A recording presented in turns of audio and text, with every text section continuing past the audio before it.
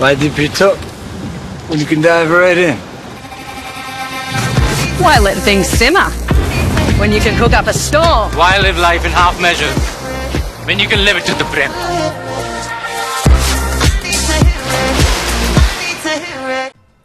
ఆ నియోజకవర్గంలో భూకబ్జా ఆరోపణలు మంత్రి మాజీ మంత్రి కుమారుడి మధ్య రచ్చకు దారితీశాయి. తనపై నిరాధార ఆరోపణలు చేస్తే లీగల్ నోటీసులు పంపిస్తానని మంత్రి హెచ్చరిస్తే 100 నోటీసులు పంపినా నేను తగ్గేదే లేదంటున్నాడు మాజీ మంత్రి కుమారుడు.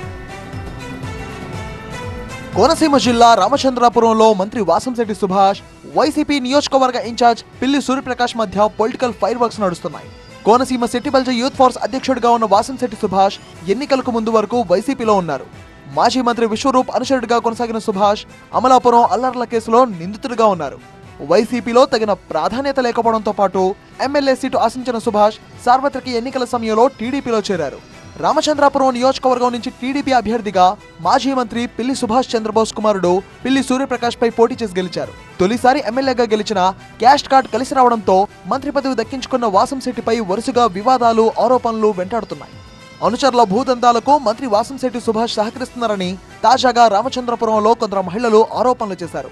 అయితే మహిళల్ని అడ్డం పెట్టుకుని తనను టార్గెట్ చేస్తున్నారని, భూదందాలో తన ప్రమేయం ఉందని నిరూపిస్తే దేనికైనా సిద్ధమని వాసంశెట్టి సుభాష్ ప్రకటించారు.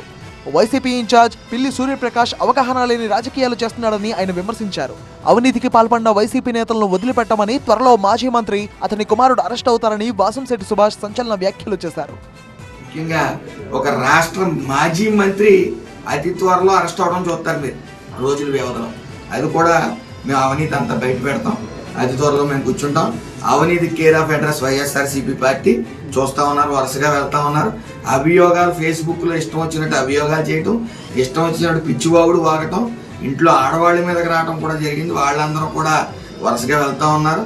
అలాగే ఆధారాలు లేని అభియోగాలు చేస్తే ఎంత తీవ్రంగా ఉంటుందని త్వరలో మీరు చూడబోతారు. అవినీతి కేసులో ఖచ్చితంగా అతని అబ్బాయి కూడా అతి త్వరలో లోపలికి వెళ్ళిపోతా ఉన్నారు.